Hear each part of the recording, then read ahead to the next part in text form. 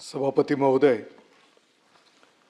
महाराष्ट्र विधान परिषद नियम 2060 अन्वये सन्माननीय 260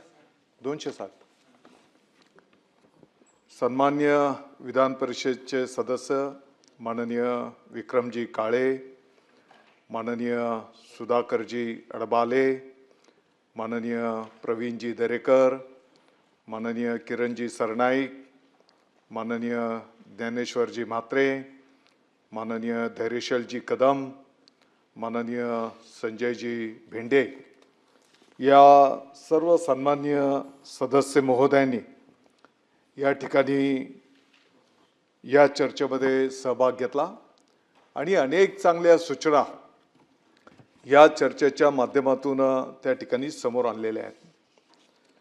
अध्यक्ष महोदय, सभापती महोदय, खरं म्हणजे जे मुद्दे सन्माननीय सदस्य महोदयांनी या ठिकाणी उपस्थित केलेले आहेत, मग त्याच्यामध्ये विद्यार्थ्यांची गळती कमी करणे, 1 ते 5 वर्ग आणि 6 ते 10 म्हणजे एक शासकीयसाठी आणि दुसऱ्या अनुदानित शाळांच्यासाठी संच मान्यता, विद्यार्थी पडताळणी, ICT लॅब असतील, अटल लॅब असतील, रोबोटिक सिस्टम असेल, 11वीचा ऑनलाईन प्रवेश असेल, टप्पा अनुदानाचा विषय असेल, TET जुन्या शिक्षक बांधवांच्यासाठीचा विषय असेल, अशैक्षणिक कामांच्या संदर्भातला विषय असेल, स्कूल बस, शिक्षक भरती, शाळेंच्या भौतिक सुविधा, अनधिकृत शाळा,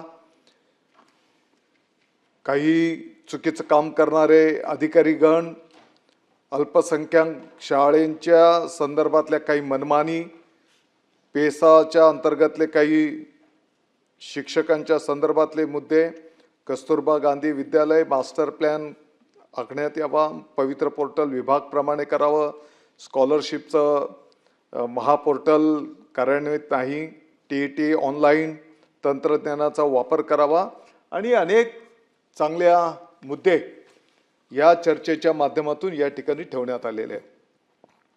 सभापती महोदय, मी सुरुवातीलाच हे नमूद करू इच्छितो की हे एक पवित्र आणि विशाल क्षेत्र आहे आणि अनेक महानुभावांनी यामध्ये आपल्या आपल्या परीने त्या ठिकाणी योगदान दिलेलं आहे. अनेकांनी त्या प्रतिकूल काळामध्ये मग महात्मा ज्योतिबा फुले साहेब असतील, क्रांतीज्योती सावित्रीबाई फुले साहेब असतील, की अशा प्रतिकूल परिस्थितीमध्ये मग विद्यार्थिनींची शाळा सुरू करण्याचा विषय असेल आणि काही महानुभावांनी शेकडो किलोमीटर पायी प्रवास करून त्या ठिकाणी गावोगावी शाळा असतील, विद्यार्थ्यांच्यासाठी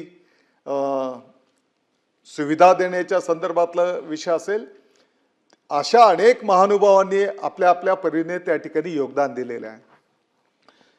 सभापती महोदय, अनेक आमचे शिक्षक बंधू भगिनी आहेत की अतिशय समर्पित पद्धतीने ज्ञानदानाचं पवित्र कार्य संपन्न करतायत.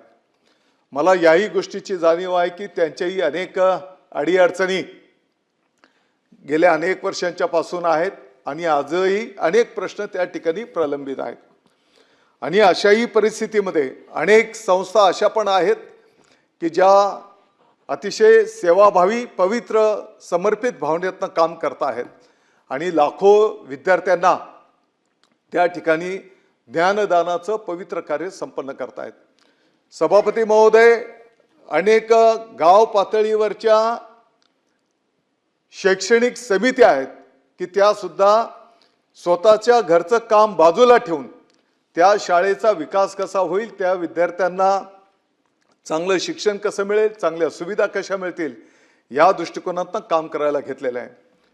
मला वाटतं की माननीय मुख्यमंत्री महोदय देवेंद्रजी फडणवीस साहेब, माननीय उपमुख्यमंत्री महोदय एकनाथजी शिंदे साहेब, की ज्यांचा अतिशय जिव्हाळ्याचा हा शिक्षण विषय आहे, आदरणीय सुनीत्राताई पवार साहेब आणि आमचं संपूर्ण मंत्रिमंडळ आणि महायुतीचं सरकार निश्चितपणे जेवढं चांगलं काम आपल्याला या विभागामध्ये करता येईल त्या दृष्टिकोनातून काम करायला आम्ही त्या ठिकाणी घेतो आहोत. म्हटलं तर 1ली ते 12वी जर आपण विचार केला तर सभापती महोदय, साधारणपणे 1 लाखाच्या पेक्षा जास्ती शाळा आहेत. 7 लाखाच्या पुढे शिक्षक बंधू भगिनींची संख्या आहे आणि 2,10,00,000च्या पेक्षा जास्त त्या ठिकाणी विद्यार्थ्यांची संख्या आहे.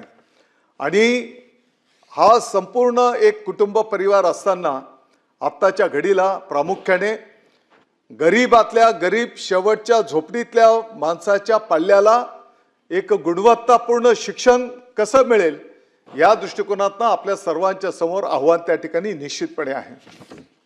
आणि म्हणून आज या ठिकाणी बोलत असताना मला जाणीवपूर्वक काही आकडेवारी पण आपल्या माध्यमातून सभापती महोदय आपल्या सर्वांच्या समोर ठेवायची आहे.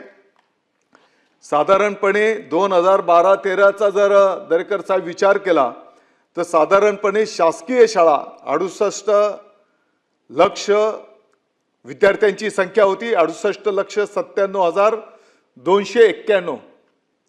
आणि आज 23-24 मध्ये ही संख्या झाली आहे 52,31,741. म्हणजे पटसंख्या आपली कमी झाली. अनुदानित शाळेंचाही जर आपण विचार केला तर 12-13 मध्ये विद्यार्थ्यांची संख्या होती 1,07,88,000 आणि आज आपली अनुदानित शाळेंची विद्यार्थ्यांची संख्या आहे 97,71,000. आणि म्हणून शासकीय शाळा असतील किंवा अनुदानित शाळा असतील तर ज्या पद्धतीने विद्यार्थ्यांची पटसंख्या कमी होते, मला वाटतं की आपल्या सर्वांच्या समोर निश्चितपणे हा एक आव्हान आहे. सभापती महोदय, राज्य पातळीवर जर आपण विचार केला तर साधारणपणे आपल्या राज्याचा दरेकर साहेब आणि कोणी किती शेअर्स या विभागावर खर्च झाला पाहिजे, तर साधारणपणे आपल्या राज्याचा एकूण अर्थसंकल्प आहे 7,69,466 कोटी आणि शालेय शिक्षण विभागामध्ये यासाठी 88,494 लक्ष कोटी एवढी तरतूद, म्हणजे साधारणतः 11.5% एकूण याचा जर आपण विचार केला तर 11.5% त्या ठिकाणी विभागाला तरतूद आहे. व्यवस्थापनाच्या निहाय जर आपण शाळा, विद्यार्थी आणि शिक्षक मुद्दामून मी जाणीवपूर्वक आपल्याला हे पण मला खरं म्हणजे हे बोलावं का न बोलावं, परंतु सभापती महोदय, शासकीय आणि स्थानिक स्वराज्य संस्थेचा म्हणजे जे बजेट वाईज जर आपण हिशोब केला तर साधारणपणे एका विद्यार्थ्याच्या पाठीमागे खर्च होतो 97,000 रुपये. खाजगी अनुदानित ज्या एडेड स्कूल आपण बोलतो त्या शाळेंमध्ये साधारणपणे खर्च होतो 38,000 ते 40,000 रुपये प्रति विद्यार्थी. आणि RTE मध्ये जे आपण प्रतिपूर्ती करतो ती करतो 17,700 रुपये. आणि आपल्याला माहिती आहे की तेही साधारणतः 2,500 कोटी रुपये आत्ताच्या घडीला त्या ठिकाणी प्रतिपूर्ती करणं त्या ठिकाणी बाकी आहे. आणि म्हणून मला वाटतं की एकीकडे आपल्या समोर इंग्रजी शाळा किंवा पालकांच्या डोक्यामध्ये जी काही एक मानसिकता आहे, मग हे आपण सभागृहाच्या पासून तर अगदी आता खेड्यापाड्याच्या पर्यंत मला वाटतं की येणाऱ्या काळामध्ये आपल्याला सर्वांना मिळून एक मोठं कामकाज त्या ठिकाणी आव्हानात्मक आहे आणि त्या पद्धतीने आपल्याला कामकाज करावं लागणार आहे.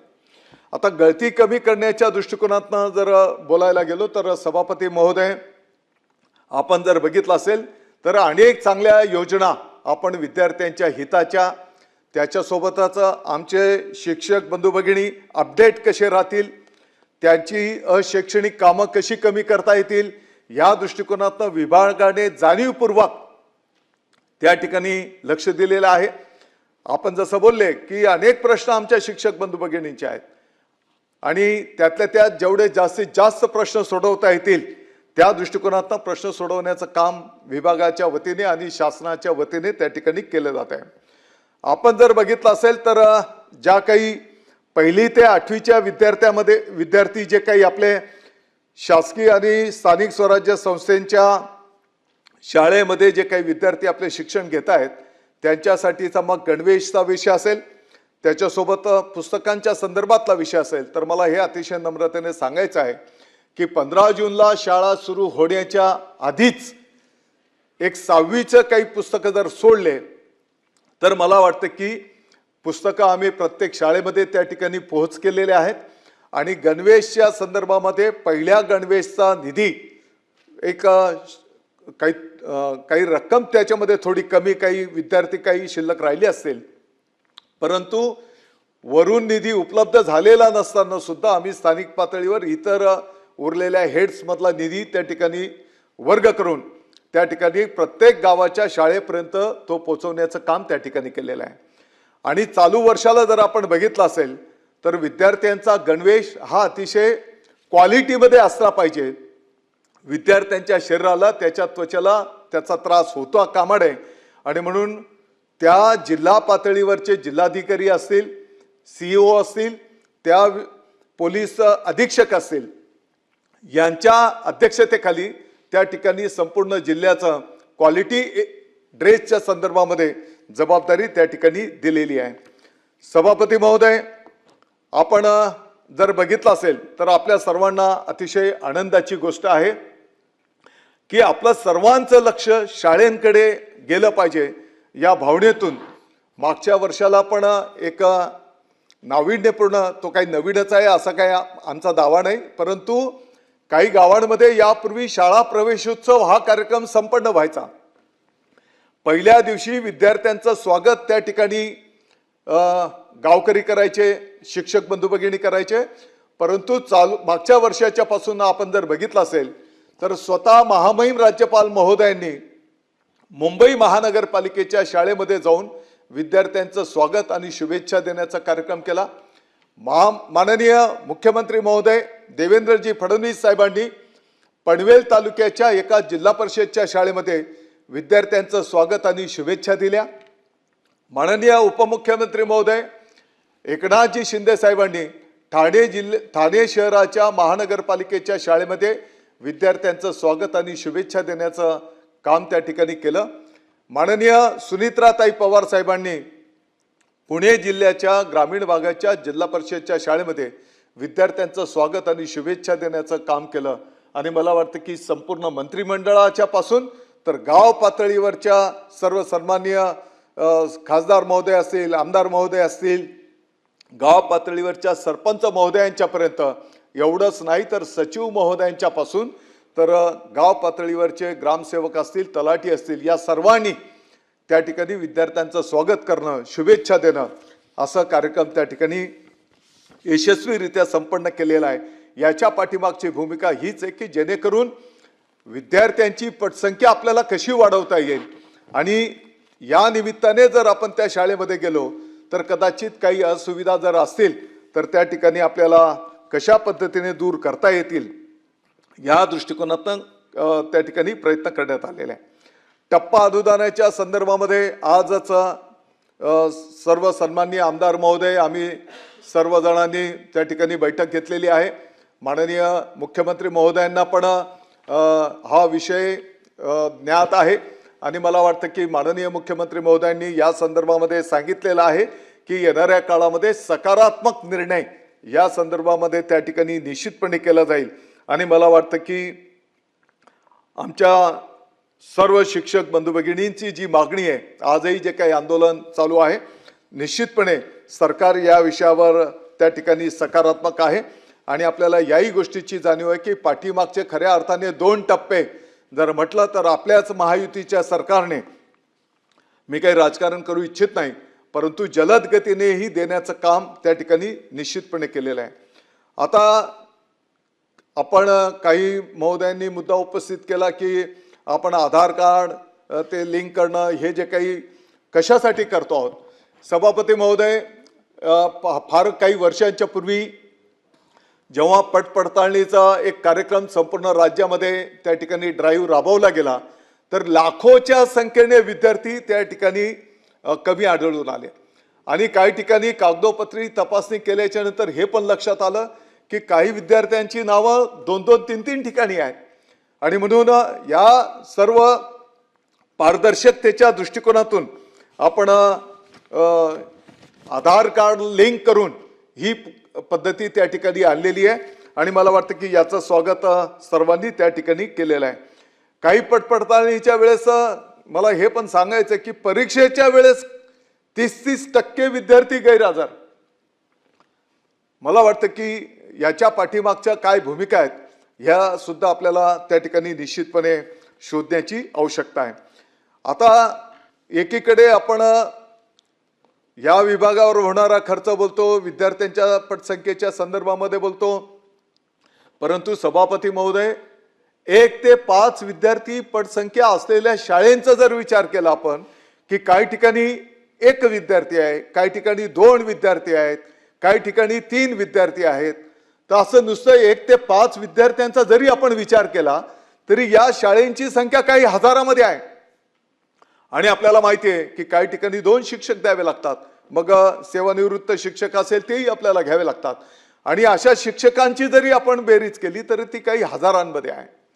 आणि आपल्याला माहिती आहे की एका विद्यार्थ्याला शिकवणं आणि समूहामध्ये विद्यार्थ्यांचं शिक्षण याच्यामध्ये सभापती महोदय मोठा फरक त्या ठिकाणी असतो.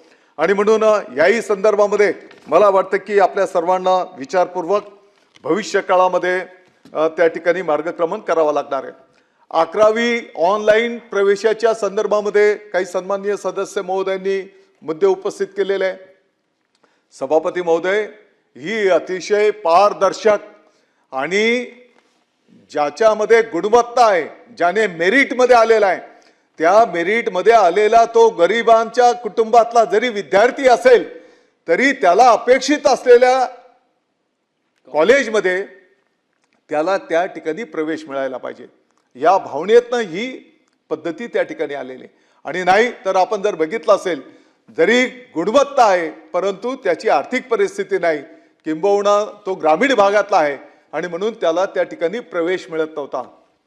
आज जर आपण बघितलं असेल तर आत्ताच्या घडीला साधारणपणे 73% म्हणजे आपण जे आकडेवारी जी सांगितली आत्ताच्या घडीला जर विचार केला आणि जरी प्रवेश क्षमता 22,14,000 जरी असली तरी मागच्या 10 वर्षांची जर आपण आकडेवारी काढली तर साधारणतः 12 लाख ते 13.5 लाख 11वीला प्रवेश संपन्न होताना आपण त्या ठिकाणी पाहतो. आणि म्हणून आज जी काही विशेष प्रवेश फेरी झालेली आहे त्याच्यामध्ये 10,08,000 आणि 94 विद्यार्थ्यांचे प्रवेश, याचा अर्थ 73% प्रवेश त्या ठिकाणी निश्चित झालेले आहेत. आणि म्हणून मला वाटतं की अतिशय गोरगरिबांच्या कुटुंबाच्या विद्यार्थ्यांना या माध्यमातून दिलासा मिळालेला आहे आणि संपूर्ण महाराष्ट्राच्या विद्यार्थ्यांनी याचं स्वागत केलेलं आहे. ही वस्तुस्थिती आहे की मागच्या वर्षाला काही तांत्रिक अडचणी आल्या होत्या, परंतु सभापती महोदय चालू वर्षाला अतिशय व्यवस्थितपणे या कार्यपद्धतीच्या माध्यमातून त्या ठिकाणी प्रवेश संपन्न झालेले आहेत. सभापती महोदय, क्लासेसच्या संदर्भामध्ये काही सन्माननीय सदस्य महोदयांनी मुद्दा उपस्थित केला. मला वाटतं की काल परवा जी काही लक्षवेधीच्या माध्यमातून क्लासेसच्या संदर्भामध्ये आता जे काही आपण नवीन कायदा करायला घेतो आहोत की जेणेकरून त्यामधनं विद्यार्थ्यांचं हित, पालकांचं हित डोळ्यासमोर ठेवून आणि त्याच्यासोबतच इतर राज्यांमध्ये पण काय काय पद्धती आहे या सर्व गोष्टींचा विचार, केंद्र शासनाचे जे काही मार्गदर्शन आहे या सर्व गोष्टींचा विचार करून आपण तो कायदा त्या ठिकाणी करायला घेणार आहोत. संच मान्यतेच्या संदर्भामध्ये आपण जो काही मुद्दा उपस्थित केला, आपल्याला याही गोष्टीची जाणीव आहे की साधारणपणे 15/3/2024च्या संच मान्यतेचे जे काही सुधारित निकष आलेले आहेत, सभापती महोदय, पहिल्या त्या शासन निर्णयामध्ये 20 ते 40 असा विद्यार्थ्यांच्या पटसंख्येचा उल्लेख होता आणि काही भागामध्ये 20 धरले जायचे, काही भागामध्ये 30 धरले जायचे. आणि म्हणून आत्ताच्या घडीला 30 पटसंख्या हा निकष धरून त्या ठिकाणी आपण मार्गक्रमण करायला घेतलेला आहे. आणि त्याच्यासोबतच आपल्याला माहिती आहे की पहिली 1 ते 4 वर्गाच्यासाठी 30 विद्यार्थी आणि 6 ते 8 विद्यार्थ्यांच्यासाठी 35 विद्यार्थ्यांच्या पाठीमागे 1 शिक्षक. तरी पण अनेक सन्माननीय सदस्य महोदयांनी त्यातल्या त्यात ग्रामीण भागामध्ये कोकण असेल, विदर्भ असेल, मराठवाडा असेल, डोंगर दऱ्यांचा जो काही भाग आहे त्या भागातल्या अनेक लोकप्रतिनिधींनी मागणी केली की त्या ठिकाणी या संदर्भामध्ये काही चालू वर्षापुरतं का होईना परंतु त्या ठिकाणी रिलीफ दिला पाहिजे. आणि म्हणून एक शेवटची संधी म्हणून या ठिकाणी या पटसंख्येच्या संदर्भामध्ये त्या ठिकाणी रिलीफ देण्याचा निर्णय त्या ठिकाणी विभागाने घेतलेला आहे. परंतु या पटसंख्येच्या आधारावर म्हणा किंवा तासिकेच्या आधारावर जरी त्या ठिकाणी आता तासिका पण आपल्याला माहिती आहे काही विभागांमध्ये 40 मिनिटांची तासिका धरली जायची, काही विभागामध्ये 45 मिनिटाची तासिका धरली जायची. आणि म्हणून आता सरसकट राज्यव्यापी 40 मिनिटांची जी काही तासिका आपण करायला घेतो आहोत तर त्याच्यातनं जरी काही अतिरिक्त शिक्षक झाले तरी त्यांच्यावर कुठलंही अडचण येणार नाही. त्यांचं समावेशन त्या ठिकाणी समायोजन केलं जाईल, त्यांना कुठलाही त्रास होणार नाही ही सरकारची जबाबदारी त्या ठिकाणी असणार आहे. शिक्षक भरतीच्या संदर्भामध्ये काही सन्माननीय सदस्य महोदयांनी या ठिकाणी मुद्दा उपस्थित केला. सभापती महोदय, आपल्याला माहिती आहे की टीईटी ही एक प्राथमिक परीक्षा आहे, शिक्षक पात्रता परीक्षा आपण त्याला बोलतो. टीईटी पास झाल्याच्या नंतर टेटची परीक्षा त्या ठिकाणी द्यावी लागते आणि टेटच्या परीक्षेच्या गुणवत्तेवरून पवित्र पोर्टलद्वारा त्या ठिकाणी शिक्षकांची भरती त्या ठिकाणी नोंदवली जाते आणि मागणीप्रमाणे त्या ठिकाणी ते शिक्षक उपलब्ध करून दिले जातात. सभापती महोदय, या ठिकाणी मुद्दा उपस्थित करण्यात आला की यापूर्वी 10 शिक्षक दिले जायचे, आत्ताच्या घडीला 3 शिक्षक दिले जातात. सभापती महोदय, मला अतिशय नम्रतेने सांगायचं आहे की कोणत्याही आमच्या गुणवत्तापूर्ण शिक्षण असलेल्या आमच्या शिक्षक बांधवांची पिळवणूक होऊ नये, त्याच्यावर अन्याय होऊ नये. क्वालिटी असलेल्या शिक्षणाला त्या शिक्षकाला त्या ठिकाणी संधी मिळाली पाहिजे या चांगल्या भावनेतून 1:3 हे प्रमाण त्या ठिकाणी विभागाने नियोजन केलेलं आहे. आणि एवढंच नाही सभापती महोदय, तर 90 गुण हे त्याच्या मेरिटला त्या ठिकाणी दिलेले आहेत आणि तोंडी मुलाखतीला 10 गुण आणि ते 10 गुण सुद्धा कोणत्या बिंदूंवर त्या ठिकाणी मुलाखत घेतली पाहिजे यासाठी त्या ठिकाणी देण्यात आलेले आहे. याच्या पाठीमागची भावना एवढीच आहे की एक क्वालिटी शिक्षक जर मिळाला तर मला वाटतं की गरीबातल्या गरीब विद्यार्थ्याला सुद्धा त्या पाल्याला चांगलं शिक्षण त्या ठिकाणी मिळू शकेल. आणि जी काही शाळा बंद होत आहेत, पटसंख्या कमी होते, यामध्ये निश्चितपणे त्या माध्यमातून सुधारणा होऊ शकेल आणि एक चांगला शिक्षक त्या ठिकाणी आपल्याला मिळेल या दृष्टिकोनातून नियोजन आपण त्या ठिकाणी करायला घेतो.